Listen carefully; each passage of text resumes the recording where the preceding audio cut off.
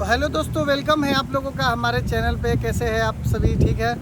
तो काफ़ी दिनों के बाद आज मैं आ गया हूँ आपके सामने। कुछ खास तो नहीं, बहुत ही अच्छा वीडियो लेकर आ गया हूँ, क्योंकि आज हमारे पास जो काम आया है वो एक पैकेज एयर कंडीशनिंग का सर्विस करना है, जो मैं आपको आज बताने वाला हूँ। ये जो पैकेज एयर कंडीशनिंग है ना, ये कैरियर कंपनी का है, ठीक है। और ये जो है 20 टन्स का यूनिट है, तो इसी का मैं आज आपको बताने वाला हूँ कि फुल सर्विस और मेंटेनेंस कैसे करना है। इससे पहले मैं काफ़ी वीडियो बना चुका हूँ, जो कि एसकेएम और यॉर्क के ऊपर बनाया था, लेकिन जो कैरियर यूनिट है ये इसके ऊपर हमने नहीं बनाया था। तो आज इसी के ऊपर हम वीडियो बनाएंगे और इसमें देखेंगे कौन कौन सा स्टेप है प्रेशर वाश करने का और कैसे इसे वाश करते हैं। तो चलिए मैं आपको दिखाता हूँ। हमारे पास एक प्रेशर वाशर मशीन है जिसको हमने फिटिंग कर लिया है, तो इसको धोना बाकी रह गया है। तो ये है वो मशीन, ठीक है। और ये प्रेशर देखिए आप, काफ़ी बेहतरीन प्रेशर है, 160 बार प्रेशर है इसका, ठीक है। और काफ़ी अच्छा चलता है। इससे जो है कॉइल का बहुत अच्छा खासा क्लीनिंग हुआ। चलिए आपको कॉइल का जो है कंडीशन भी दिखाते हैं आपको हम, कि कॉइल हमारा अभी कैसा है और गंदगी कितना है उसमें। ये जो है हमारा कॉइल का, आप देख सकते हैं क्या काफ़ी गंदा है, तो देखने में ही लग रहा है काफ़ी। जो अभी जो बीटी सब ज़्यादा उड़ा है ना, जिसके कारण डस्ट जो है इसमें आके बैठ गया है। इसी को धोना है, क्लीन करना है। मेंटेनेंस में जो है यही सब आता है, क्लीन करना और कंट्रोल सेक्शन को क्लीन करना, और जो भी ब्लोवर बेल्ट होते हैं उसे भी चेंज करना। तो ये हमारा ब्लोवर सेक्शन है, ये है कंट्रोल सेक्शन, ठीक है ना, ये है मोटर सेक्शन, ये है कंप्रेसर सेक्शन। तो चलिए वीडियो को स्टार्ट करते हैं। वीडियो देखने के लिए आखिर तक हमारे चैनल पर बने रहें। तो ये हमारे पास 8 नंबर का नट ड्राइवर सेट है, जो कंप्रेसर सेक्शन का जो कवर है उसे ओपन करने के लिए हमें चाहिए। तो चलिए फटाफट हम इसे ओपन करते हैं, और जो हमारा ब्लोवर सेक्शन है उसे भी ओपन करते हैं, और जो मोटर सेक्शन है उसे भी ओपन करते हैं। और एक चीज़ मैं आपको बताना भूल गया, आज हमें ये सारा यूनिट वॉश करना है। ये चारों जो देख रहे हैं, ये चारों वॉश करना है, काफ़ी गंदा हो चुका है। दूसरा जो बात है, ये वॉश करने के टाइम में एक चीज़ का ध्यान आपको बहुत ज़रूरी रखना है, वो है हमारा कंडेंसर मोटर। एक चीज़ का ध्यान रखेंगे कि कंडेंसर मोटर के अंदर पानी नहीं जाना चाहिए। अगर इसके अंदर पानी चला जाएगा तो शॉर्ट भी हो सकता है, ठीक है। तो इसीलिए इस चीज़ का ध्यान रखने के लिए आपको बढ़िया से इसी तरफ से क्लीन करना है, बढ़िया तरीके से। तो चलिए क्लीनिंग का प्रोसेस स्टार्ट करते हैं। वैसे और दूसरा चीज़ जो आपको मैं एक बता देता हूँ सेफ्टी पर्पज़, जो कंप्रेसर का टर्मिनल बॉक्स होता है वो एकदम जो है क्लोज होना चाहिए, पैक होना चाहिए। अगर वो क्लोज नहीं है, उसके अंदर पानी चला गया, आपने यूनिट रन किया, तो इससे शॉर्ट भी हो सकता है, कंप्रेसर जल भी सकता है आपको। तो ये मेक श्योर कर लेना है आपका कि टर्मिनल का जो कवर है वो लगा होना चाहिए, ठीक है। चलिए तो हम स्टार्ट करते हैं इसको धोना।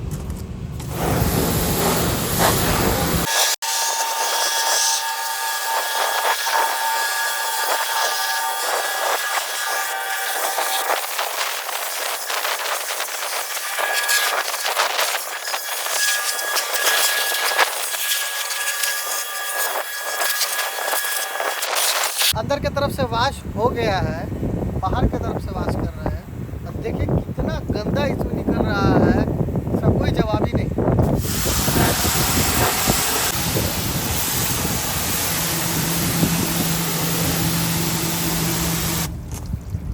तो इसी तरीके से जो है बाहर की तरफ अंदर की तरफ वाश करने के बाद फिर हम एवापोरेटर कॉइल को वाश करेंगे। उसके वाश करने के बाद थोड़ा सा पानी ड्राई हो जाता है, उसके बाद जो है हम इसे जो है बेल्ट लगाएंगे, मोटर वगैरह को थोड़ा साफ़ कर देंगे ब्रश से। तो अभी जो हमारा कंडेंसर एरिया है वो पूरा साफ़ हो चुका है, क्लीन हो गया पूरा, अंदर की तरफ से भी और बाहर के भी तरफ से। अब हमारा बस्ता है एवापोरेटर सेक्शन, तो इसका भी सेम वही प्रोसेस है। ऊपर की तरफ से पानी देंगे और नीचे की तरफ से प्रेशर देंगे ना, ऊपर नीचे की तरफ से प्रेशर, तो जो भी डस्ट पार्टिकल और कचरा है वो बाहर की तरफ निकल जाएगा। उसके बाद ही फिर अंदर की तरफ से फिर हम वॉश करेंगे। तो चलिए इसको प्रोसीजर हम स्टार्ट करते हैं।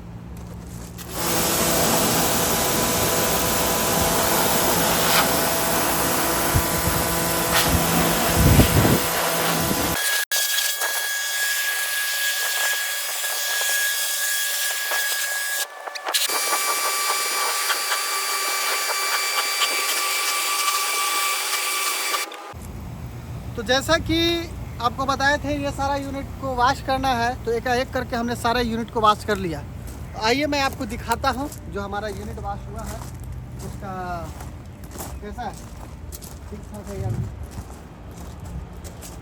देखिए ये यूनिट है, ये भी हमने वॉश कर दिया है कल।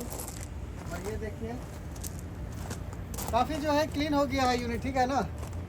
तो अगला जो हमारा स्टेप होता है वो मैं आपको बताना चाहता हूँ कि अब इस पर जो कंट्रोल सेक्शन होता है उसके ऊपर ब्लोवर से हवा अगर दीजिएगा तो जो भी उसके ऊपर का डस्ट पार्टिकल और जो कचरा होता है वो निकल जाता है। चलिए ये मैं बताता हूँ आपको।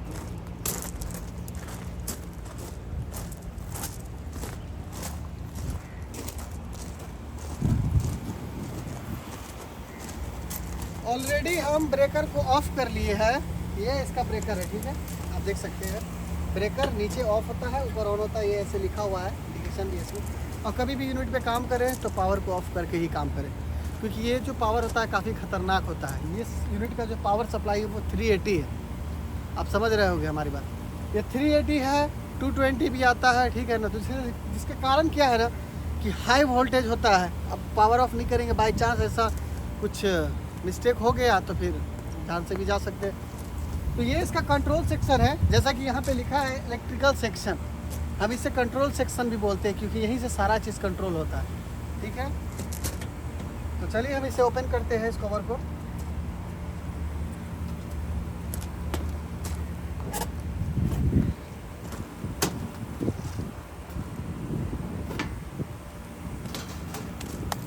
ये कंट्रोल सेक्शन है, ठीक है। अब इसमें मैं बता दूं कि कौन सा क्या चीज़ है। ये हमारा कंडेंसर फैन मोटर का है, ये ब्लोवर मोटर का है, और ये दोनों जो है कंप्रेसर 1 का है, ये कंप्रेसर 2 का है। आप चाहे तो इस पर मार्किंग भी कर सकते हैं, लेकिन ऐसे हमें मालूम है, मैं यूनिट को मेंटेनेंस करता रहता हूँ तो मुझे सारी जानकारी मालूम है। और ये जो है एंटी फेस प्रिवेंटर लगा हुआ है। ये एंटी फेस प्रिवेंटर है जो कि फेस को मॉनिटर करता है। कोई भी ऐसा फेस जैसे 380 की लाइन में कोई भी ऐसा ये जो वायर होता है मेन सप्लाई का, अगर ये ब्रेक हो गया या जल गया या इसमें एक के टर्मिनल पे पावर नहीं आ रहा, तो ये एंटी फेस प्रोटेक्टर क्या करता है, हमारे कंट्रोल सेक्शन को ट्रिप करा देता है। समझ गए। यहाँ पे ये सर्किट ब्रेकर लगा है। कभी कभी ऐसा होता है कोई कॉन्टैक्टर ख़राब हो जाता है तो ये सर्किट ब्रेकर ट्रिप हो जाता है, ठीक है।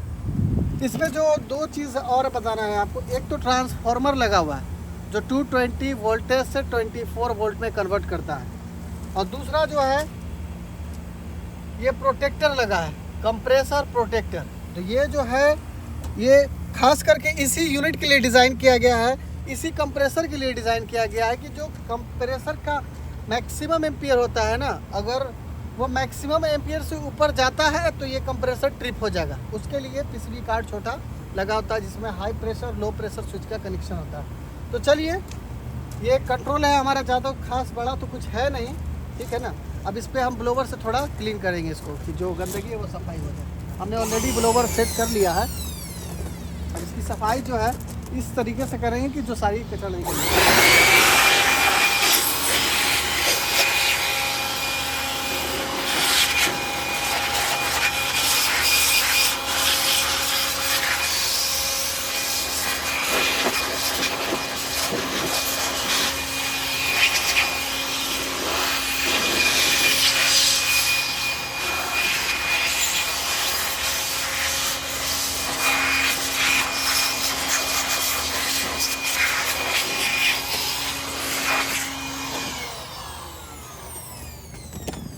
ये देखिए पूरा क्लीन हो गया है, सारी चीज़ तो इसमें सही है।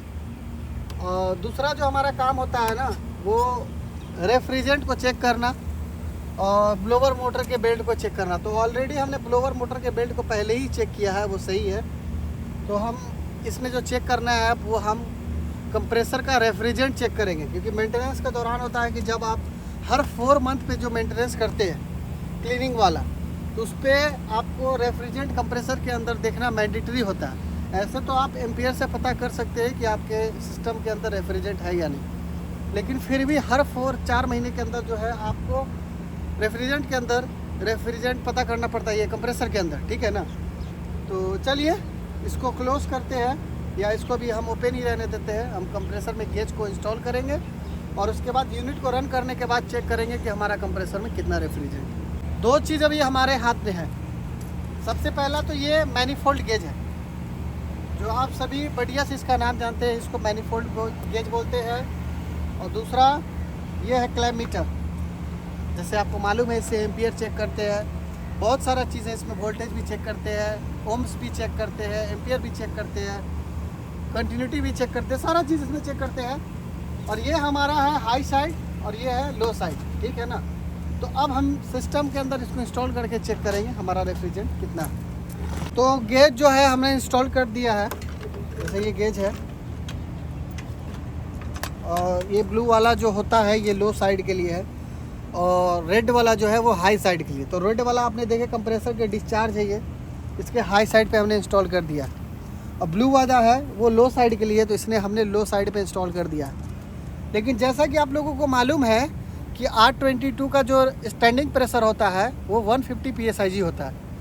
तो हम इसमें चेक किए, लेकिन 150 PSIG नहीं है, 105 PSIG दिखा रहा है। आप चेक करें हमारे मीटर में 105 PSIG दिखा रहा है। इट मीन्स इसके अंदर फ्रीऑन लेस है। तो चलिए इसे चालू करने के बाद हम चेक करते हैं कितना फ्रीऑन हमारा लेस है, या हो सकता है ड्रायर फिल्टर भी ब्लॉक हो सकता है, या एक्सपेंशन वाल्व भी ब्लॉक हो सकता है, जिसके कारण जो है स्टैंडिंग प्रेशर कुछ गलत भी बताता है कभी कभी। तो चलिए पहले इसको हम सिस्टम को चालू करते हैं, रन करते हैं, एम्पियर वगैरह और रेफ्रिजरेंट चेक करते हैं कितना है नहीं। तो चलिए ऑलरेडी जो है इस पोर्शन को जो है कंप्रेसर सेक्शन को हमने इसे क्लोज कर दिया है। इसके बाद हम यूनिट को रन करें। ये पोर्शन जब ओपन होया रहता है ना तो हाई प्रेशर हो जाता है, यानी जो कंडेंसर का जो हीट होता है ना वो बाहर की तरफ निकल नहीं पाता, रिलीज़ नहीं हो पाता है। इसके लिए जो है इधर से ऐसा होता है। चलिए इसको चालू करते हैं। तो सिस्टम को हमने ऑन कर दिया है ब्रेकर से। इसकी जो रेफ्रिजरेंट है वो मैं चेक कर रहा हूँ।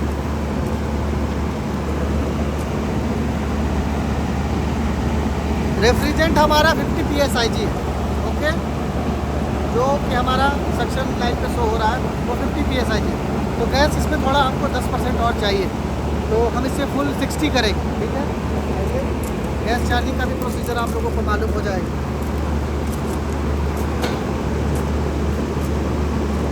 तो इस गेज को जो है यहाँ पे लगाना है, ठीक है, सिलेंडर में। और यहाँ से थोड़ा ओपन करने के बाद, फिर इसके बाद यहाँ से ओपन करने के बाद गैस को इस ज़रिए से रिलीज़ करना है कि जो अंदर का एयर होता है, मॉइस्चर होता है, वो बाहर निकल जाए प्रेशर के ज़रिए। उसके बाद गैस चार्ज करना है। चलिए मैं आपको आगे बताता हूँ। तो ये जो हमारा गेज का जो हॉस पाइप था ना वो 410 का था, तो हमने इसे एक्सचेंज कर दिया है। और एक्सचेंज करने के बाद देखिए दूसरा वाला हमने लगा दिया है। तो हम आपको जैसे बता रहे थे कि इसमें लगाना है और इधर भी इंस्टॉल करना है। उसके बाद जो करना था यहाँ से लूज़ करना था, यहाँ से थोड़ा लूज़ करेंगे और यहाँ से ओपन करेंगे। जो हमारा गेज है इसके अंदर का मॉइस्चर जो एयर है वो बाहर निकल गया, इसे हम क्लोज करेंगे। इसे क्लोज नहीं करेंगे, इसे करेंगे। ये हमारा क्लोज हो गया, ओके। अब क्या करेंगे, तो हमारा गेज से जो है ये तो बंद है, दोनों वाल्व बंद है, आप देख सकते हैं, ठीक है ना। तो यूनिट को रन करेंगे और गैस चार्जिंग का जो प्रोसीजर है उसे चालू करेंगे। यूनिट रन करने के बाद जो है हम जो है सक्शन का जो गेज होता है उसे ओपन करेंगे। सक्शन के थ्रू हम इसे गैस को चार्ज करेंगे, डिस्चार्ज के थ्रू गैस चार्ज नहीं होता। ये आप एक चीज़ माइंड मेंटेन कर लीजिए, ठीक है। दूसरा चीज़ आपको बता रहा हूँ कि इसमें लिक्विड नहीं डालेंगे, इसमें गैस देंगे, ठीक है। लिक्विड इसलिए नहीं डालेंगे कि बहुत सारे आदमियों का ये सवाल होगा कि लिक्विड क्यों नहीं डाल रहे आप इसमें। सबसे पहला नंबर बात कि R22 लिक्विड चार्ज नहीं होता है, गैस चार्ज होता है। हाँ, जब फर्स्ट टाइम कंप्रेसर इंस्टॉल करते हैं तब उसमें हम लिक्विड डालते हैं डिस्चार्ज से। लेकिन अभी हमारा ऑलरेडी पहले से इंस्टॉल्ड है, पहले से कंप्रेसर चल रहा है, रनिंग पोजीशन में है, तो हम इसमें सिर्फ रेफ्रिजरेंट डालेंगे, ना ही कि इसमें लिक्विड डालेंगे। तो इसीलिए हमारा सिलेंडर जो है सीधा है, उल्टा नहीं है। तो चलिए हम स्टार्ट करते हैं, फिर ओपन करके आपको बताते हैं।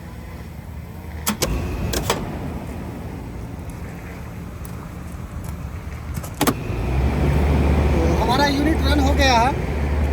रन होने के बाद जो है एम्पियर मीटर लगा के भी चेक करना है। तो कंप्रेसर नंबर 1 है, उसका एम्पियर 13.5 जा रहा है। ऐसे जो इसका मैक्सिमम एम्पियर है वो 18 के करीब है, ठीक है ना, 18.5, 13.6 जा रहा है। कभी रेफ्रिजरेंट से थोड़ा चार्ज करेंगे तो थोड़ा एम्पियर इसका और बढ़ जाएगा।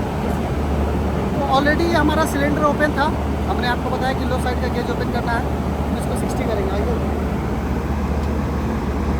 दोनों साइड का गेज है, इसे हम ओपन करते हैं। ये ओपन हो गया। हाई प्रेशर हमारा 220 बता रहा है, यानी हाई प्रेशर 250 होना चाहिए, क्योंकि रेफ्रिजरेंट लेस है, इसके कारण हमारा हाई प्रेशर भी कम जाता है। तो चलिए अभी जब 60 करेंगे तो हाई प्रेशर भी बढ़ जाएगा, ठीक है। और इस चीज़ का बार बार आप लोगों को मैं बताता हूँ, ध्यान रखिएगा, कभी भी लिक्विड चार्ज नहीं करिएगा। लिक्विड फर्स्ट टाइम जब कंप्रेसर इंस्टॉल होता है तभी आप लिक्विड चार्ज करें, और उसके बाद जब रनिंग पोजीशन में है तब आपको सक्शन से रेफ्रिजरेंट चार्ज करना है, लिक्विड चार्ज नहीं करना है, ठीक है। तो अभी ये चार्ज का प्रोसेस चालू है। आइए हम एम्पियर भी देखते हैं। एम्पियर हमारा बढ़ गया, 13.4 था 13.7 हो गया है, यानी धीरे धीरे हमारा जो रेफ्रिजरेंट है सिस्टम के अंदर जा रहा है। ये हालांकि 14.5 तक जाएगा हमारे अंदाज से।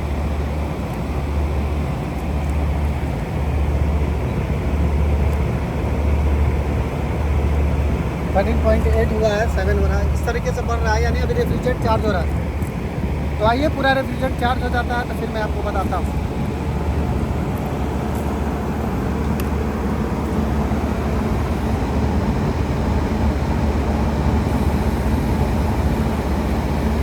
के अप्रॉक्स होने वाला है, 55 हो गया है, और हाई प्रेशर भी 235 PSIG हो गया। तो रेफ्रिजरेंट अभी थोड़ा जा रहा है, और ये रेफ्रिजरेंट की कमी के कारण जो है ना कभी कभी आइस भी आ जाता है। ये लीक हमने चेक किया, जो इसका वाल होता है ना क्लोज करने वाला, जहाँ पे गेज लगाते हैं वहाँ से थोड़ा लीक था, माइनर लीक निकला, तो उसे भी हम फिक्स करेंगे। 13.9 हो गया है, जैसा आप देखिए रेफ्रिजरेंट जाने के बाद कंप्रेसर के अंदर लोड जो है वो बढ़ जाता है, ठीक है। तो 13.9 हुआ है। चलिए अभी आगे चार्ज हो रहा है, 60 तक आने के बाद हम इसे क्लोज करते हैं।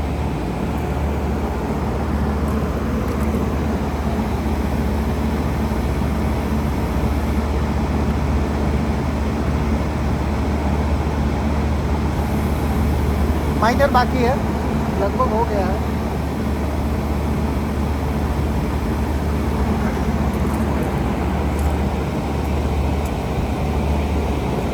अब जो हमारा एम्पियर आ गया 14.1 आ गया, ठीक है ना, 1 2 3 ऐसा हो रहा है ऊपर। और इसके अंदर ओवरलोड रिले भी लगा है, जो 18.5 एम्पियर से ज़्यादा होगा तो हमारा कंप्रेसर ट्रिप हो जाए। बाई चांस ड्राई फिल्टर अगर ब्लॉक हो, एम्पियर ज़्यादा होगा तो कंप्रेसर हमारा ट्रिप हो जाए, फिर कंप्रेसर को पावर नहीं जाएगा। देखिए हमारा रेफ्रिजरेंट चार्ज हो चुका है, ठीक है ना। यहाँ पे जो है सक्शन जो है प्रेशर वो 60 PSIG आ गया है, और जो डिस्चार्ज है वो 255 PSIG के अप्रॉक्स है।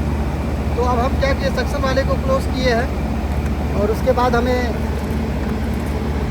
सिलेंडर को निकालना है, जिसको यहाँ से बंद करेंगे और यहाँ से गेज को ओपन करेंगे।